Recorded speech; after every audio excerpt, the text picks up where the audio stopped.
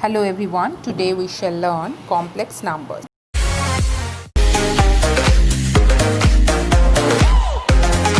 Hello everybody, today we shall learn complex numbers.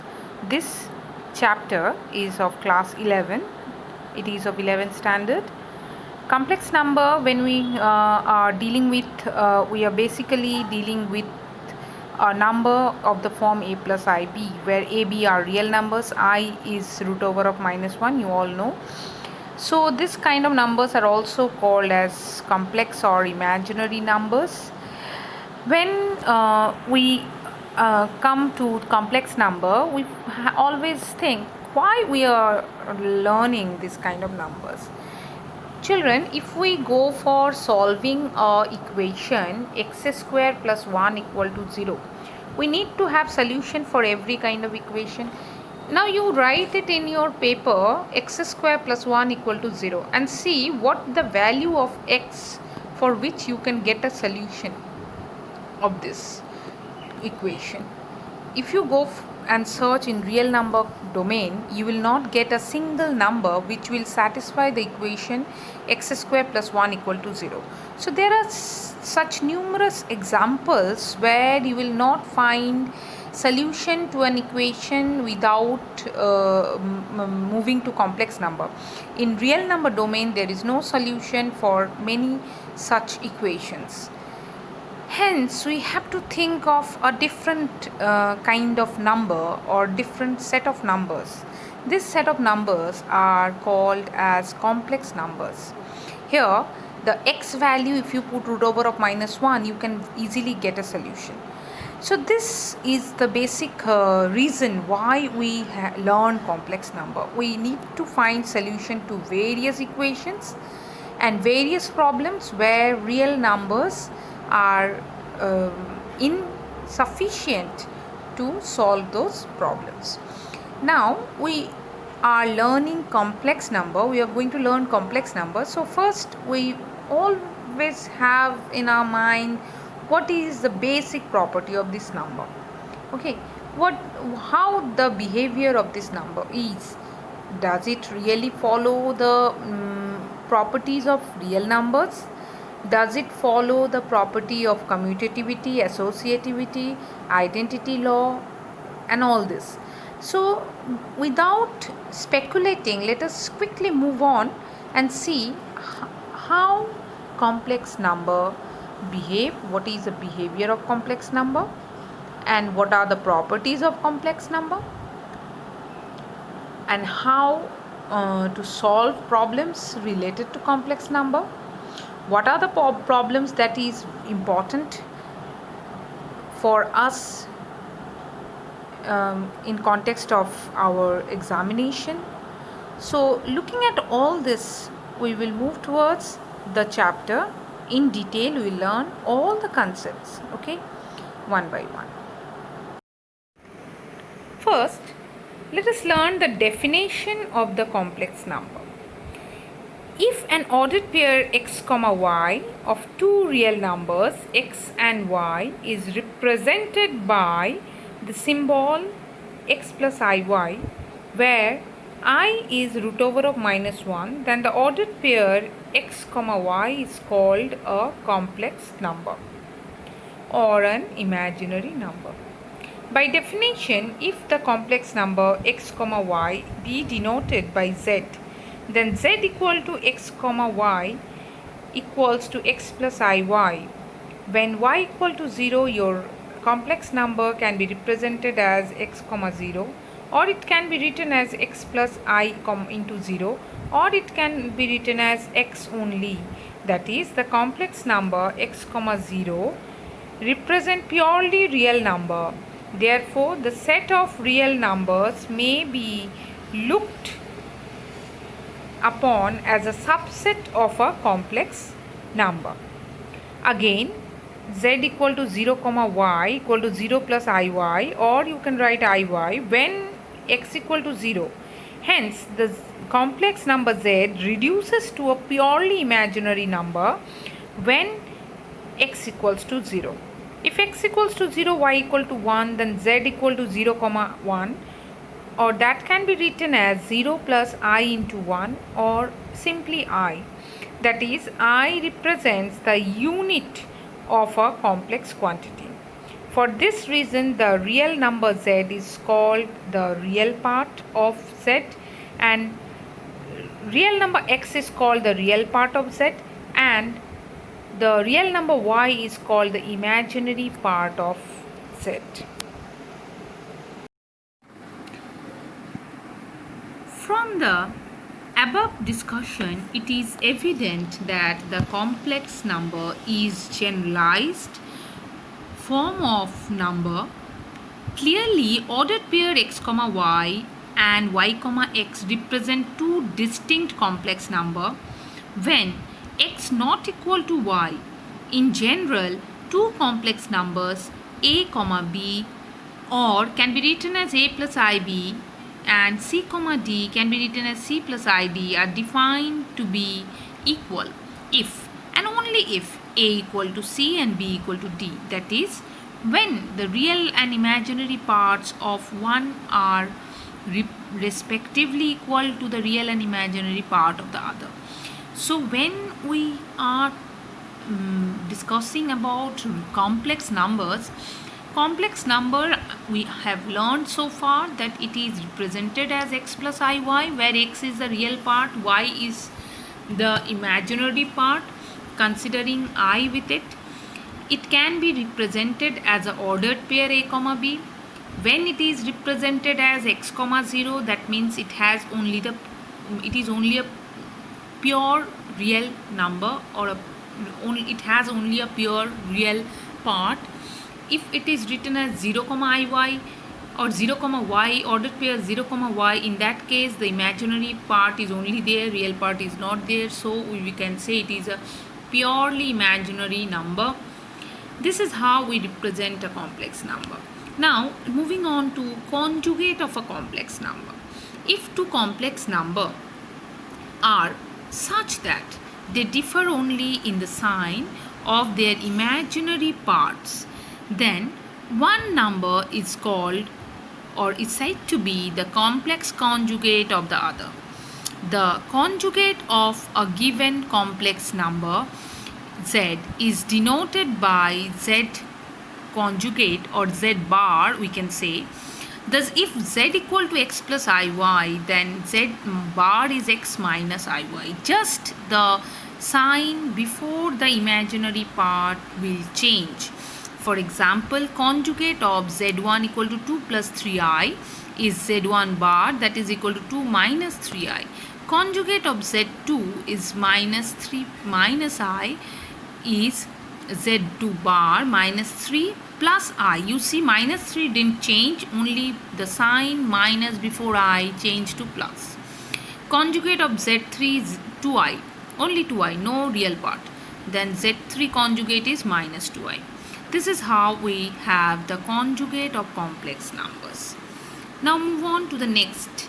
You have to note that if z conjugate be z bar be the conjugate of z, then conjugate of conjugate is the complex number again. Conjugate of conjugate is back to the complex number. Can be proved also like this. Z equal to x plus iy you consider, where x and y are real numbers. I is root over of minus 1. Then by definition, conjugate of z is z minus iy. So conjugate of z bar is z bar to bar, that is x plus iy or z. Now if z equal to x plus iy, then by definition z conjugate is x minus iy, z plus z conjugate is 2x, and z minus z conjugate is 2iy. That means z plus z conjugate is a real quantity, z minus z conjugate is an imaginary quantity. Z into z conjugate is a product of x plus iy into x minus iy, that is x square minus I square y square, that is x square plus y square. This is again a real number where you can see minus I square is given. So my I square, you know, minus root over 1 into root over of minus 1 into root over of minus 1, that is 1. So that is minus 1. So I square minus 1, and hence minus of minus is plus. Now this is what you are getting: z plus z bar, z minus z bar, and z into z bar. Then z1 is x1 plus iy1, z2 is x2 plus iy2, z1 bar is x1 minus iy1, and z2 bar is x2 minus iy2. So z1 plus z2 is x1 plus iy1, 1 is not written by mistake, plus x2 plus iy2, that can be reassembled and written as x1 plus x2 plus I into y1 plus y2.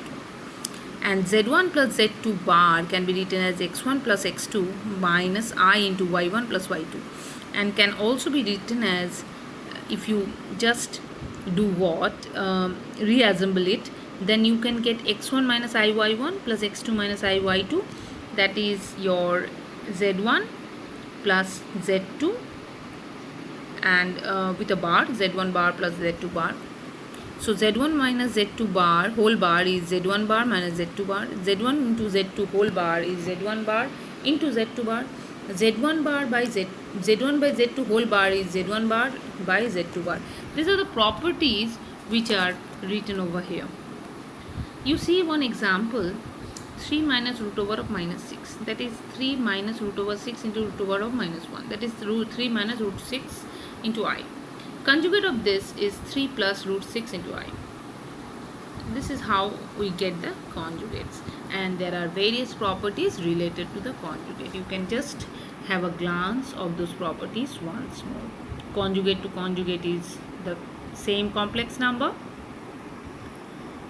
Z plus z conjugate is a real quantity 2x. Z minus z conjugate is an imaginary quantity 2iy.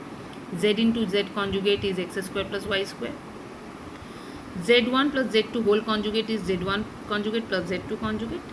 z1 minus z2 whole conjugate is equal to z1 conjugate minus z2 conjugate. Product of the whole is again z1 conjugate into z2 conjugate. If you divide z1 by z2 and take whole conjugate, then you will get z1 conjugate by z2 conjugate. This is the basic of conjugate of complex number. Now we shall move towards the geometric representation of complex number. Now, before moving towards geometric representation of complex number, we need to first learn what is modulus of a complex number and what is amplitude of a complex number. On this, I have made another video that also you can just have a look at. Modulus or absolute value of a complex number. What do we mean by modulus of a complex number? Modulus of any complex number is positive square root of x square plus y square. Okay, and what about the amplitude of complex number or argument? To understand what is argument of complex number, we have to again understand this particular diagram. Complex number x comma y, which is the ordered pair, can be represented in a geometric form by r and theta. How? Now, if you see here, we are considering x as r cos theta and y as r sin theta. Then we can write tan theta as y by x. From this definition, tan theta is sin theta by cos theta. By that you can write y by x. So theta can be represented as tan inverse of y by x. Now the argument you already know, the modulus you already know is root over of x square plus y square. So any number z can be represented as x plus iy, and if this x is considered as r cos theta. Not only considered, by this you can see here the horizontal component of this vector OP r can be written as r cos theta, x equal to r cos theta, and the vertical component is y equal to r sin theta. That is only we have taken. So this is what this is how we can write x into r into cos theta plus I sin theta, where theta is tan inverse of y by x and r is root over of x square plus y square, that is mod of z. So this is how this complex number can be represented in polar form. I have made another video using a PowerPoint presentation to make you understand how this complex number can be converted into a polar form. You can just have a look at that also if you have any further query, or you can just have a look here. I hope you have understood by this what I have made you clear on how to convert a complex number into polar form. When you are going for complex number into polar form, you first have to find out the modulus, which is root over of x square plus y square. Then you have to find out tan inverse of y by x, okay, and you can write it down as modulus into cos of the theta plus I into sine of the theta. That is the polar form, okay. Here the geometric representation also you have understood. Now we will move on to one problem where we have this we have use of these representations.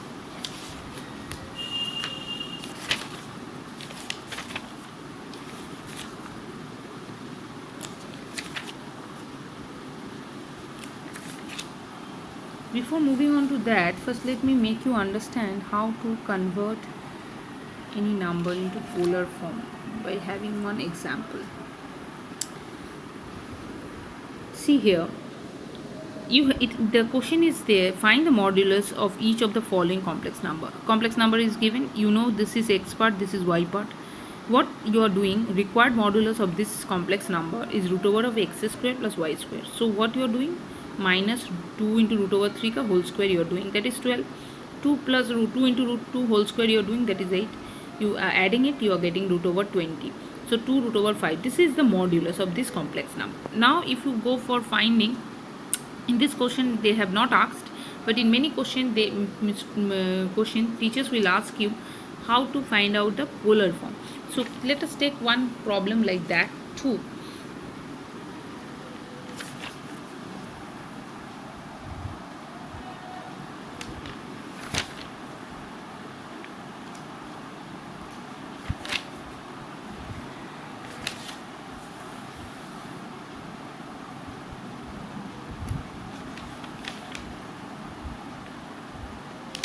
So before moving on to that, let me just make you understand this question. X plus I, if x plus iy equal to 3 by 2 plus cos theta plus I sin theta, you have to prove that x square plus y square is 4x minus 3. Let us see how we can prove this. Okay.